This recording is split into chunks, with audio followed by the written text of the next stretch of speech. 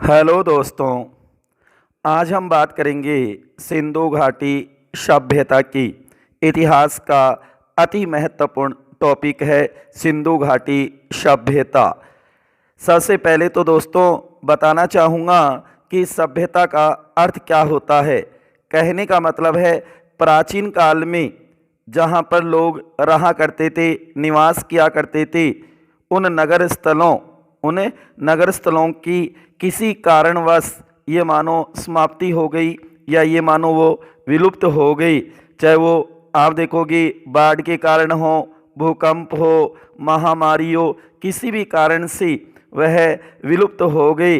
लेकिन वर्तमान समय में पुरातात्विक विभाग के द्वारा उत्खनन, खोज या अन्वेषण, खुदाई के द्वारा जब उनके अवशेष हमें प्राप्त होते हैं तो उसे हम सभ्यता कहते हैं।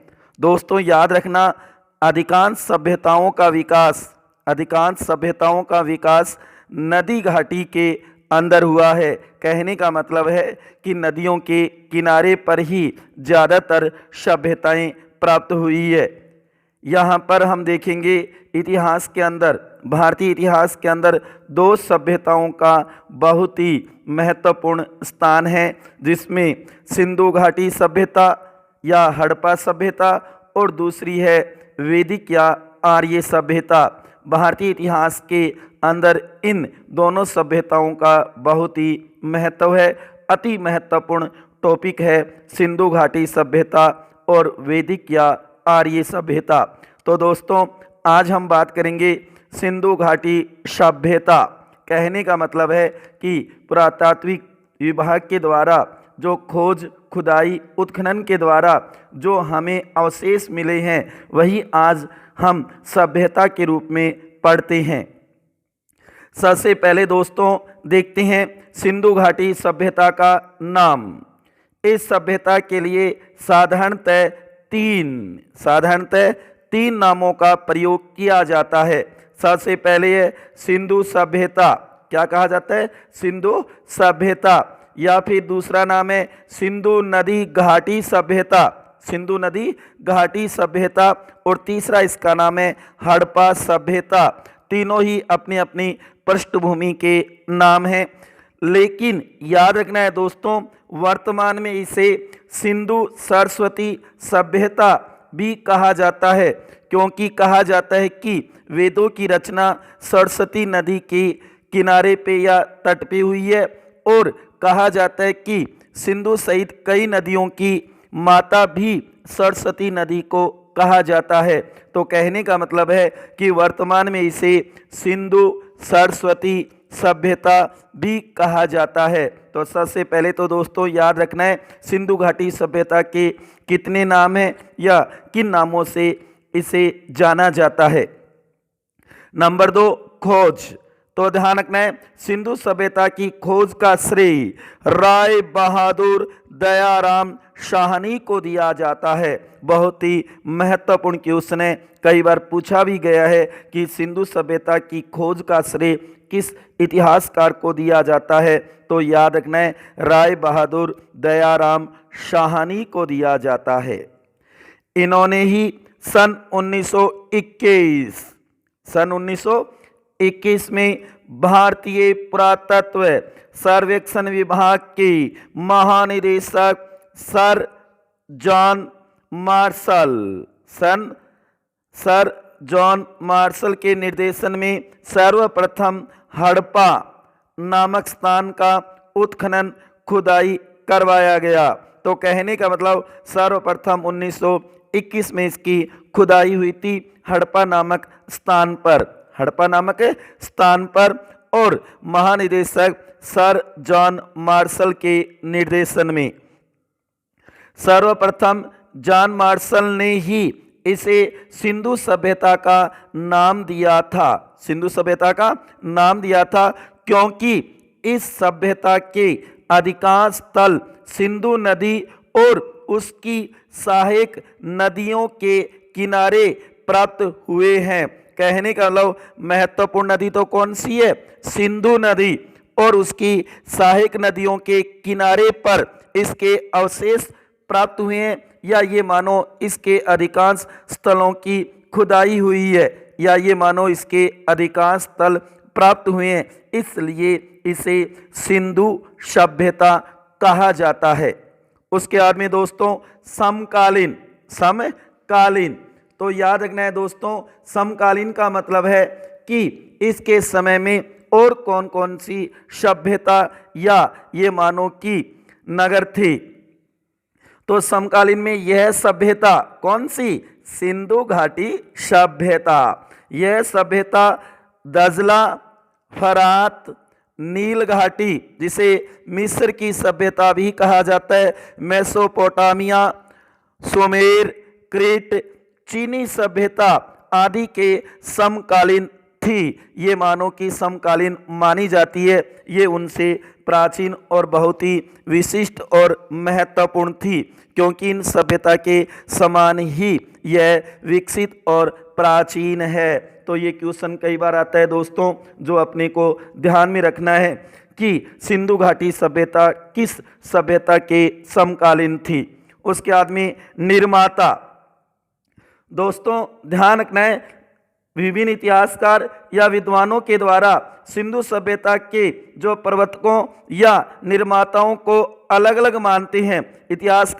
कुछ इतिहासकार कुछ बताते हैं, कुछ इतिहासकार कुछ बताते हैं, जैसे कि डॉक्टर लक्ष्मण स्वरूप और रामचंद्र आर्य बताते हैं। उसी प्रकार गार्डन चाइल्ड इसे सुमेरियन बताते हैं, वहीं राखाल दास बनर्जी द्रविड़ बताते हैं, वहीं व्हीलर इसे दस्यु एवं दास बताते हैं। कहने का मतलब है विभिन्न विद्वानों के द्वारा अलग अलग बताया गया है, परंतु अधिकांश विद्वान इस मत से सहमत हैं कि इस सभ्यता के निर्माता द्रविड़ जाति, बहुत ही महत्वपूर्ण क्वेश्चन है, द्रविड़ जाति के लोग थे।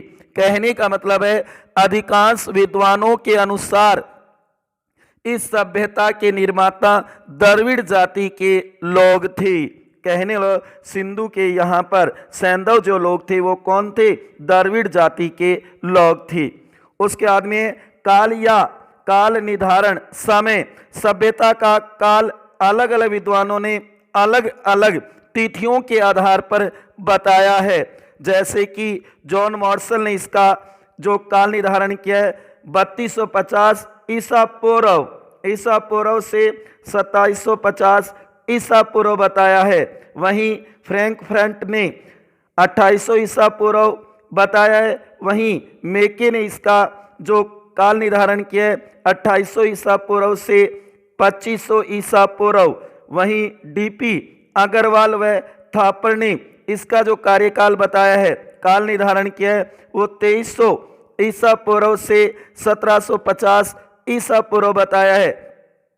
वहीं माधव स्वरूप वत्स ने 3500 ईसा पूर्व से 2700 ईसा पूर्व बताया है। वीएस स्मिथ ने 2500 ईसा पूर्व से 1500 ईसा पूर्व बताया है। वहीं एनसीईआरटी जो मानती है 2500 ईसा पूर्व से 1800 ईसा पूर्व, लेकिन कुछ विद्वान इसे 2750 ईसा पूर्व से 1750 ईसा पूर्व मानते हैं।